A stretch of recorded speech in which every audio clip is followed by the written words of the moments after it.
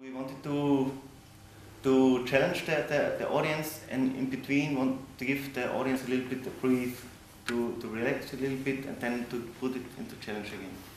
And this was the red line of the program. But we don't have a theme to the program. Yeah.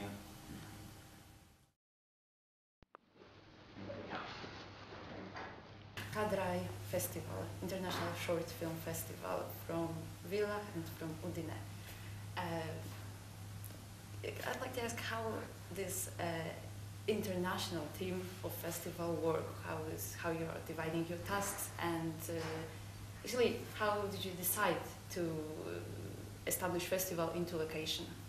It was a long wish to make it cross-border, a cross-border thing, because I think the situation in Friuli, Venezia Giulia and Carinthian is quite the same. They neither do have a short film festival in Friuli, Venezia Giulia.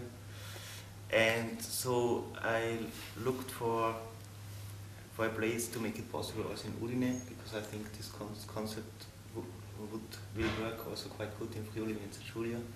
And fortunately I found Piera Nodari. And how did you meet? About a friend, yeah, artist friend. She was an artist who takes part at my art exhibition, because I was an contemporary art curator, and she made this connection between us. And it was, the festival started in 2007, and how long do you cooperate together? Only the last year. Only last year. Yeah. I know that there you plan to expand and to involve Ljubljana. So how you imagine this cooperation in 3 places, in 3 countries? It was more work than we imagined it there would be. Like this year we worked, it was like 2 organizational committees. We split we tried to split some work, and there was some work we had to do together for the catalog. But we had 2 organization committees. So the Austria financed the Austrian part, and Italy financed the Italian part. There was some interchange between sponsors, and so I think this is quite a good way of working together, to have some responsibility on each part and some overall tasks together.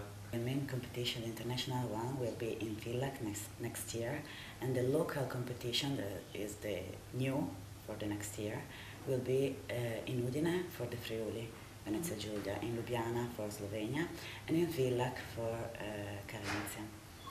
This means that we will choose 3 of the best films, short films from Udine, from Villach and from Ljubljana, and then at the end, in October, in Villach, there will be the awarding.